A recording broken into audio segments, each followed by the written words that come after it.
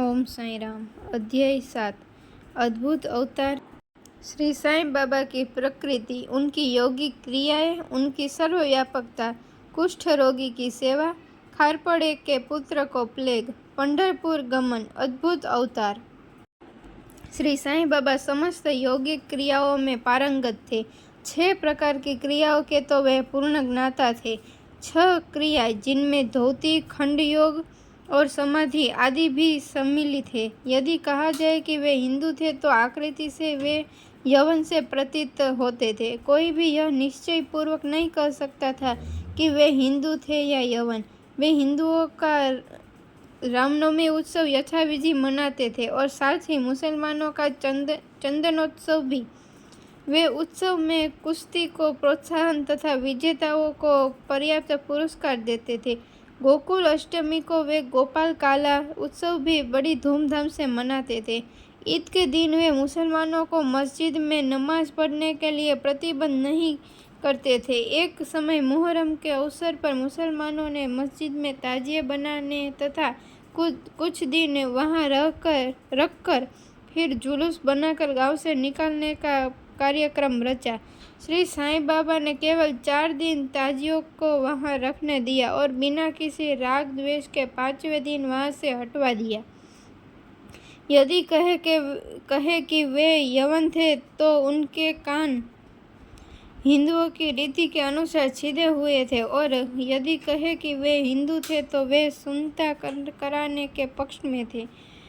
नाना साहेब चांदोरकर, जिन्होंने उनको बहुत समीप से देखा था, उन्होंने बतलाया कि उनकी सुन्नत नहीं हुई थी।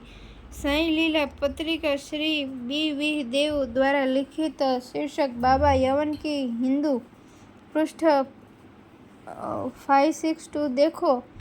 यदि कोई उन्हें हिंदू घोषित करे तो वे सदा मस्जिद में निवास करते थे, और यदि यवन कहे तो वे सदा वहाँ धुनी प्रज्वलित रखते थे तथा अन्य कर्म जो इस्लाम धर्म के विरुद्ध है, जैसे चक्की पीसना, शंख तथा घंटानाद, होम आदि कर्म करना, अन्नदान और अर्घ्य द्वारा पूजन आदि से सदैव वहाँ चलते रहते थे। यदि कोई कहे कि वे यवन थे तो कुलीन ब्राह्मण और अग्निहोत्री भी अपने नियमों का उल्लंघन कर सदा उनको साष्टांग नमस्कार किया करते थे। जो उनके स्वदेश का पता लगाने गया, उन्हें अपना प्रश्न ही विस्मृत हो गया और वे उनके दर्शन मात्र से मोहित हो गए।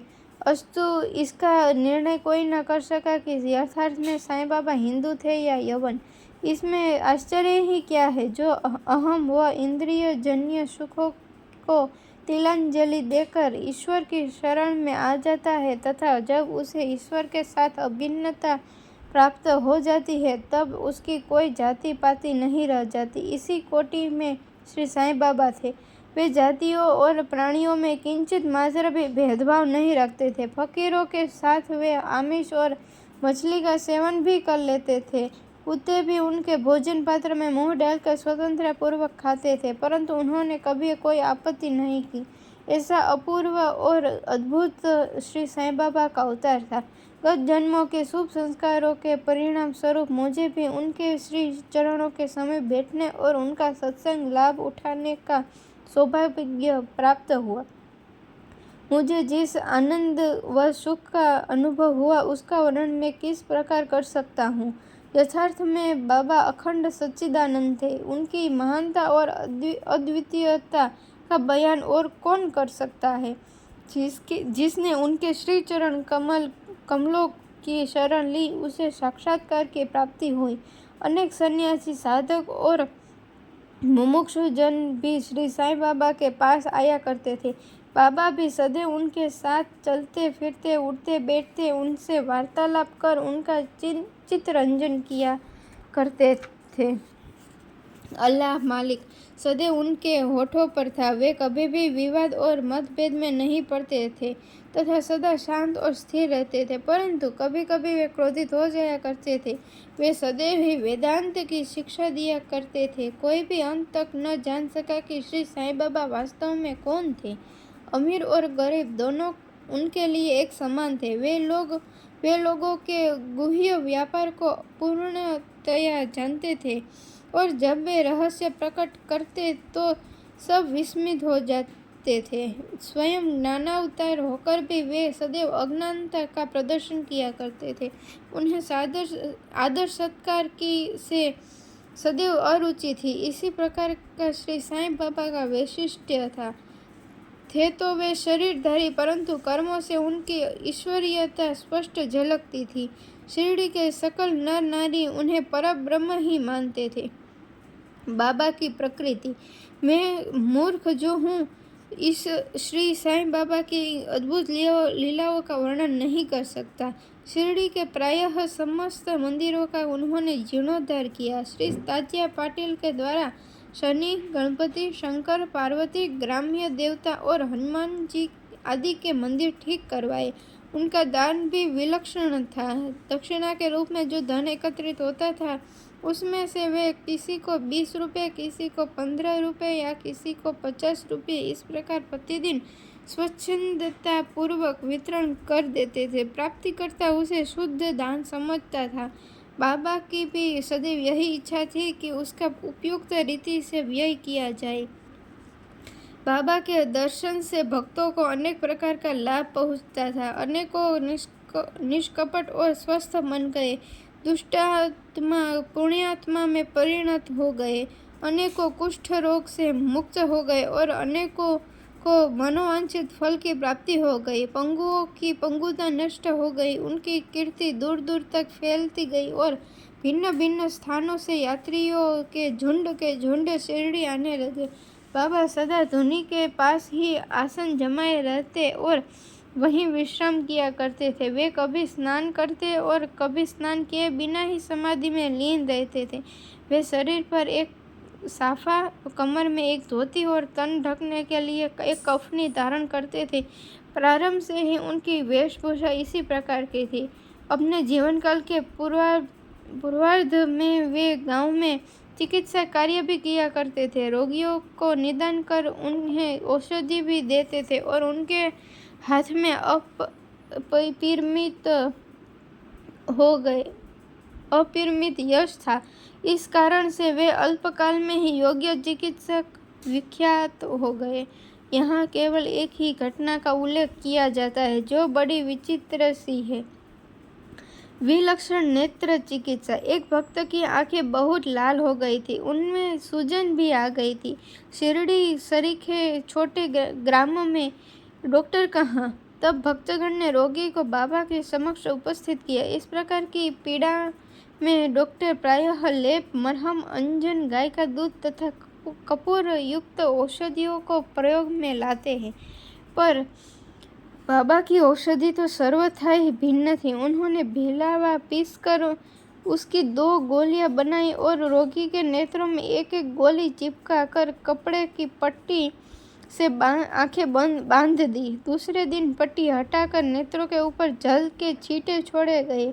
सूजन कम हो गई और नेत्र प्रायः निरोग हो गए। नेत्र शरीर का एक अति सुकोमल अंग है, परंतु बाबा की औषधि से कोई हानि नहीं पहुंची, बल्कि नेत्रों की व्याधि दूर हो गई। इस प्रकार अनेक रोगी निरोग हो गए। यह घटना तो केवल उदाहरण स्वरूप ही यहाँ दी गई है। बाबा के यौगिक क्रियाएं।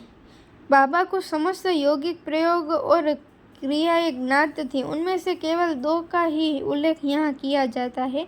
धोती क्रिया, आंतें स्वच्छ करने की क्रिया।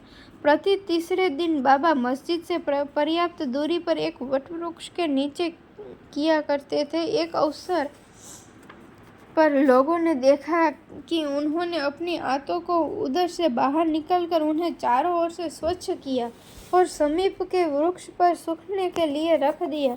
शिरडी में इस घटना की पुष्टि करने वाले लोग अभी भी जीवित हैं। उन्होंने इस सत्य की परीक्षा भी की थी। साधारण धोती क्रिया एक 3 इंच चौड़े व 22 फुट लंबे गीले कपड़े के टुकड़े से की जाती है। इस कपड़े को मुंह के द्वारा उदर में उतार लिया जाता है तथा उसे लगभग आधा घंटे तक रखे रहते हैं ताकि उसका पूरा प्रभाव हो जाए। तत्पश्चात उसे बाहर निकाल लेते हैं। पर बाबा की तो यह धोती क्रिया सर्वथा विचित्र और असाधारण ही थी। दूसरा, खंड योग। एक समय बाबा ने अपने शरीर के अवयव पृथक पृथक कर मस्जिद के भिन्न भिन्न स्थानों में बिखेर दिए। अकस्मात उसी दिन एक महाशय मस्जिद में पधारे और अंगों को इस प्रकार यहाँ वहाँ बिखरा देखकर बहुत ही भयभीत हुए। पहले उनकी इच्छा हुई कि ग्राम अधिकारी को यह सूचना देनी चाहिए कि किसी ने बाबा का खून कर उनके टुकड़े टुकड़े कर दिए हैं, परंतु सूचना देने वाला ही पहले पकड़ा जाता है। यह सोचकर वे मौन रहे। दूसरे दिन जब वे मस्जिद में गए तो बाबा को पूर्ववत हष्ट-पुष्ट और स्वस्थ देखकर उन्हें बड़ा विस्मय हुआ। उन्हें ऐसा लगा कि पिछले दिन जो दृश्य देखा था वह कहीं स्वप्न तो नहीं था। बाबा बाल्यकाल से ही योगिक क्रियाएं किया करते थे और उन्हें जो अवस्था प्राप्त हो चुकी थी उसका सत्य ज्ञान किसी को भी नहीं था। चिकित्सा के नाम से उन्होंने कभी किसी से एक पैसा भी स्वीकार नहीं किया। अपने उत्तम लोकप्रिय गुणों के कारण उनकी कीर्ति दूर दूर तक फैल गई। उन्होंने अनेक निर्धनों रोगियों को स्वास्थ्य प्रदान किया। इस प्रसिद्ध डॉक्टरों के डॉक्टर, मसीहों के मसीहा ने कभी अपने स्वार्थ की चिंता न कर अनेक विघ्नों का सामना किया तथा स्वयं असहनीय वेदना और कष्ट सहन कर सदैव दूसरों की भलाई की और उन्हें विपत्तियों में सहायता पहुंचाई। वे सदा पर कल्याणार्थ चिंतित रहते थे। ऐसी ही एक घटना नीचे दी गई है जो उनकी सर्व व्यापकता तथा महान दयालुता की द्योतक है। बाबा की सर्व व्यापकता और दयालुता। सन 1910 में बाबा दीपावली के शुभ अवसर पर धुनी के समीप बैठे हुए अग्नि ताप रहे थे तथा साथ ही धुनी में लकड़ी डालते जा रहे थे। धुनी प्रचंडता से प्रज्वलित थी। कुछ समय पश्चात उन्होंने लकड़ियां डालने के बदले अपना हाथ धुनी में डाल दिया। हाथ बुरी तरह से झुलस गया। नौकर माधव और माधवराव देशपांडे ने बाबा को धुनी में हाथ डालते देखकर तुरंत दौड़कर उन्हें बलपूर्वक पीछे खींच लिया। माधवराव ने बाबा से कहा, देवा, आपने ऐसा क्यों किया? बाबा सावधान होकर कहने लगे, यहाँ से कुछ दूरी पर एक लुहारीन जब भट्टी धोक रही थी उसी समय उसके पति ने उसे बुलाया। कमर पर बैठे हुए शिशु का ध्यान छोड़ वह शीघ्रता से वहां दौड़कर गई। अभाग्यवश शिशु फिसलकर भट्टी में गिर पड़ा। मैंने तुरंत भट्टी में हाथ डालकर शिशु के प्राण बचा लिए। मुझे अपना हाथ जल जाने का कोई दुख नहीं है, परंतु मुझे संतोष है कि एक मासूम शिशु के प्राण बच गए। कुष्ठ रोगी की सेवा। माधवराव देशपांडे के द्वारा बाबा का हाथ जल जाने का समाचार पाकर श्री नाना साहेब चांदोरकर बम्बई के सुप्रसिद्ध डॉक्टर श्री परमानंद के साथ दवाइयाँ, लेप, लीट, मरहम तथा पट्टियाँ आदि साथ लेकर शीघ्रता से शिरडी आए। उन्होंने बाबा से डॉक्टर परमानंद को हाथ की जांच करने और जले हुए स्थान में दवा लगाने की अनुमति मांगी। यह प्रार्थना अस्वीकृत हो गई। हाथ जल जाने के पश्चात एक कुष्ठ रोग पीड़ित भक्त भागोजी शिंदे उनके हाथ पर सदैव पट्टी बांधते थे। उनका कार्य था प्रतिदिन जले हुए स्थान पर घी मलना और उसके ऊपर एक पत्ता रखकर पट्टियों से उसे पुनः पूर्ववत कसकर बांध देना। घाव शीघ्र भर जाए इसके लिए नाना साहेब चांदोरकर ने पट्टी छोड़ने तथा डॉक्टर परमानंद से जांच व चिकित्सा कराने का बाबा से बार बार अनुरोध किया। डॉक्टर परमानंद ने भी अनेक बार प्रार्थना की, परंतु बाबा ने यह कहते हुए टाल दिया कि केवल अल्लाह ही मेरा डॉक्टर है। उन्होंने हाथ का परीक्षण करवाना अस्वीकार कर दिया। डॉक्टर परमानंद की दवाइयाँ शिरडी के वायुमंडल में न खुल सकी और न उनका उपयोग हो सका। फिर भी डॉक्टर साहब का परम भाग्य था जो उन्हें बाबा के दर्शन का लाभ हुआ। भागोजी को दवा लगाने की अनुमति मिल गई। कुछ दिनों के उपरांत जब घाव भर गया तब सब भक्त सुखी हो गए, परंतु प्रतिदिन प्रातःकाल घृत से हाथ की मालिश और पुनः कसकर पट्टी बांधना श्री साईं बाबा की समाधि पर्यंत यह क्रम इसी प्रकार चलता रहा। श्री साईं बाबा सदृश पूर्ण सिद्ध को यथार्थ में इस चिकित्सा की भी कोई आवश्यकता नहीं थी, परंतु भक्तों के प्रेमवश उन्होंने भागोजी की यह सेवा अर्थात उपासना निर्विघ्न स्वीकार की। जब बाबा लैंडी को जाते तो भागोजी छाता लेकर उनके साथ ही जाते थे। प्रतिदिन प्रातःकाल जब बाबा धुनी के पास आसन विराजते तब भागोजी वहां पहले से उपस्थित रहकर अपना कार्य प्रारंभ कर देते थे। भागोजी ने पिछले जन्म में अनेक पाप कर्म किए थे, इस कारण वे कुष्ठ रोग से पीड़ित थे। उनकी उंगलियां गल चुकी थी और शरीर पीप आदि से भरा हुआ था, जिससे दुर्गंध भी आती थी। यद्यपि बाह्य दृष्टि से वे दुर्भागी प्रतीत होते थे, परंतु बाबा का प्रधान सेवक होने के नाते यथार्थ में वे ही अधिक भाग्यशाली तथा सुखी थे।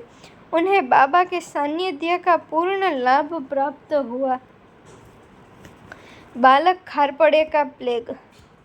अब मैं बाबा की एक दूसरी अद्भुत लीला का वर्णन करूंगा। श्रीमती खारपड़े अमरावती के श्री दादा साहेब खारपड़े की धर्मपत्नी अपने छोटे पुत्र के साथ कई दिनों से शिरडी में थी। पुत्र तीव्र ज्वर से पीड़ित था। पश्चात उसे प्लेग की गिल्टी यानी कि गांठ भी निकल आई। श्रीमती खारपड़े भयभीत हो बहुत घबराने लगी और अमरावती लौट जाने का विचार करने लगी। संध्या समय बाद जब बाबा वायु सेवन के लिए वाड़े, अब जो समाधि मंदिर कहा जाता है, के पास से जा रहे थे, तब उन्होंने उनसे लौटने की अनुमति मांगी तथा कंपित स्वर में कहने लगी कि मेरा प्रिय पुत्र प्लेग से ग्रस्त हो गया है, अतः अब मैं घर लौटना चाहती हूँ। प्रेम पूर्वक उनका समाधान करते हुए बाबा ने कहा, आकाश में बहुत बादल छाए हुए हैं, उनके हटते ही आकाश पूर्ववत स्वच्छ हो जाएगा। ऐसा कहते हुए उन्होंने कमर तक अपनी कफनी ऊपर उठाई और वहां उपस्थित सभी लोगों को अंडों के बराबर 4 गिल्टियां यानी कि गांठें दिखाकर कहा, देखो मुझे अपने भक्तों के लिए कितना कष्ट उठाना पड़ता है, उनके कष्ट मेरे हैं। यह विचित्र और असाधारण लीला देखकर लोगों को विश्वास हो गया कि संतों को अपने भक्तों के लिए किस प्रकार कष्ट सहन करने पड़ते हैं। संतों का हृदय मोम से भी नरम तथा मक्खन जैसा कोमल होता है। वे अकारण ही भक्तों से प्रेम करते और उन्हें अपना निजी संबंधी समझते हैं। पंढरपुर गमन और निवास। बाबा अपने भक्तों से कितना प्रेम करते और किस प्रकार उनकी समस्त इच्छाओं तथा समाचारों को पहले से ही जान लेते थे, इसका वर्णन कर मैं यह अध्याय समाप्त करूंगा। नाना साहेब चांदोरकर बाबा के परम भक्त थे। वे खान देश में नंदुरबार के मामलतदार थे। उनका पंढरपुर को तबादला हो गया और श्री साईं बाबा की भक्ति उन्हें फलदायी हो गई, क्योंकि उन्हें पंढरपुर जो भुवे कुंठ पृथ्वी का स्वर्ग सदृश ही समझा जाता है, उसमें रहने का अवसर प्राप्त हो गया। नाना साहेब को शीघ्र ही कार्यभार संभालना था, इसलिए वे किसी को पूर्व पत्र या सूचना दिए बिना ही शीघ्रता से शिरडी को रवाना हो गए। वे अपने पंढरपुर यानी कि शिरडी में अचानक ही पहुंचकर अपने विठोबा बाबा को नमस्कार कर फिर आगे प्रस्थान करना चाहते थे। नाना साहेब के आगमन की किसी को भी सूचना न थी, परंतु बाबा तो सर्वज्ञ थे। जैसे ही नाना साहेब नीम गांव पहुँचे, जो शिरडी से कुछ ही दूरी पर है, बाबा महालसापति अप्पा शिंदे और काशीराम से वार्तालाप कर रहे थे।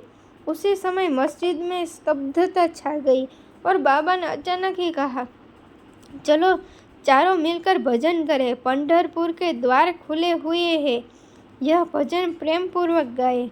पंढरपूरला जायाचे तिथेचे मजला राह्याचे, तिथेचे मजला राह्याचे, घर ते माझिया राह्याचे। सब मिलकर गाने लगे। इसका भावार्थ है, मुझे पंढरपुर जाकर वहीं रहना है, क्योंकि वह मेरे स्वामी ईश्वर का घर है। बाबा गाते जाते और भक्तगण उसे दोहराते जाते थे। कुछ समय में नाना साहेब ने वहां सकुटुंब पहुंचकर बाबा को प्रणाम किया। उन्होंने बाबा से पंढरपुर पधारने तथा वहां निवास करने की प्रार्थना की। पाठकों, अब इस प्रार्थना की आवश्यकता ही कहाँ थी। भक्तगण ने नाना साहेब को बतलाया कि बाबा पंढरपुर वास के भाव में पहले से ही थे। यह सुनकर नाना साहेब द्रवित हो श्री चरणों पर गिर पड़े और बाबा की आज्ञा तथा आशीर्वाद प्राप्त कर वे पंढरपुर को रवाना हो गए।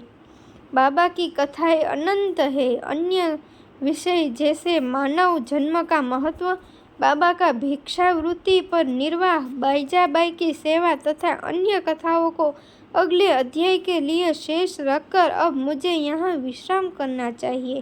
श्री सद्गुरु साईनाथार्पणमस्तु। शुभम भवतु।